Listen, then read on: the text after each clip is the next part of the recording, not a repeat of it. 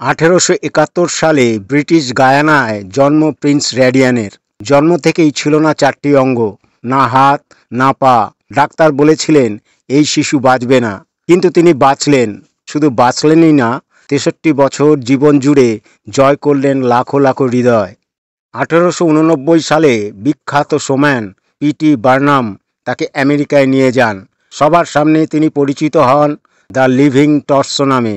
শুঁয়োপোকার মতো কোমর দিয়ে হাঁটা, ঠোঁট দিয়ে সিগারেট রোল করা ও জ্বালানো, মুখে স্টাইল ধরে লেখা, এমনকি শেভ করাও, সবই করতেন নিজের ইচ্ছে শক্তি আর অনুশীলনে। এই বিস্ময়কর দৃশ্য দেখা যায় 1932 সালের চলচ্চিত্র ট্রেক্সে। তিনি হিন্দি, ইংরেজি, ফরাসি ও জার্মান ভাষায় কথা বলতেন, ছিলেন হাস্যরসিক ও বুদ্ধিদীপ্ত মানুষ। একজন স্ত্রী, 4 সন্তান, ছিল ভালোবাসায় ভরা সংসার।